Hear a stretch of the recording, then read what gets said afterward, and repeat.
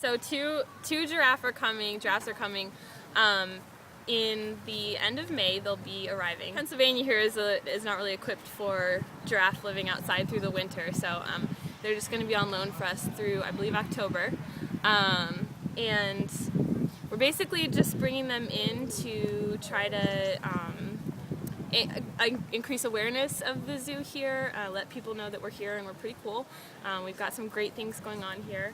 And, you know, also in the past we've really strongly stuck with North and South American animals here at the zoo. Yes. So hopefully the giraffes are a sign that that might be changing in the future. And you'll get to see them on the platform and actually feed them, do I understand? Yeah.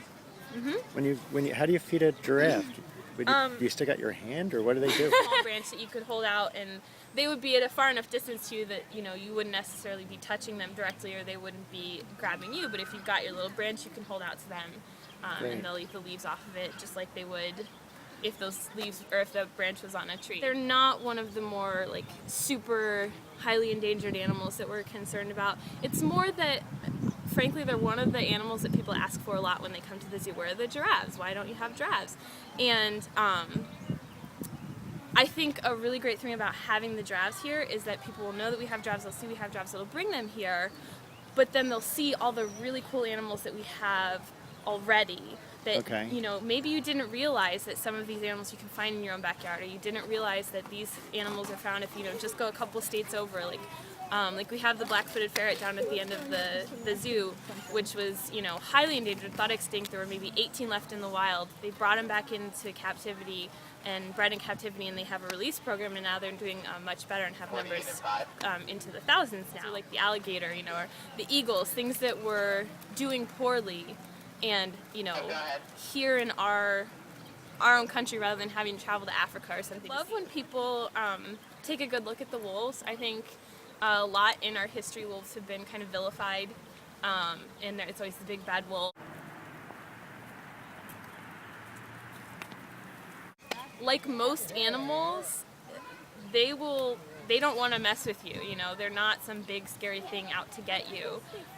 So, you know, a lot of animals that have become endangered in the past are because of aggressive going after, you know, getting rid of these animals because we're afraid of them, or because we think they're damaging to us, or, you know, so on and so forth. So it's the case with the wolves. It's also the case with bats like we have in the bayou that are being impacted by like white nose syndrome, which is She's not a bald eagle. How come you're taking a picture? Part of the reason that I'm really excited about the giraffes is that I spent a chunk of time at the St. Louis Zoo in their antelope department, and I worked with the giraffes there. I took care of a pretty elderly male and female, and then two of their offspring, two younger females. One was very juvenile, and one was sort of middle-aged. What was it like doing? It was exhausting. I think that some of the keepers here that haven't worked with giraffes yet are in for a fun time.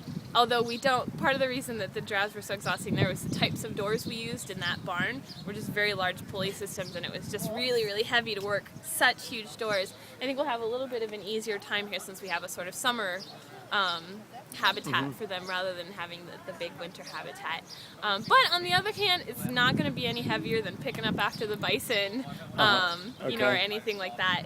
It'll just be, you know, a little bit more hay. What is their personality like?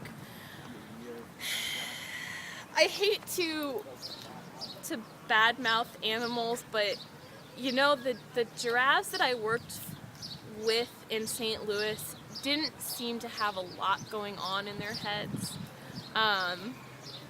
Like, I'm personally working with the squirrel monkeys right now, and they just, you can see things click with them so well. Whereas with the giraffes, sometimes it's like, maybe it's that we're so much smaller, but they didn't even process that you were there and are like, no, I don't want to go to that stall right now, you know?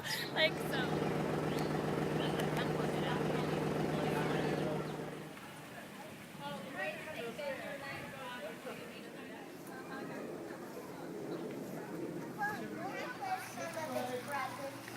Lets you.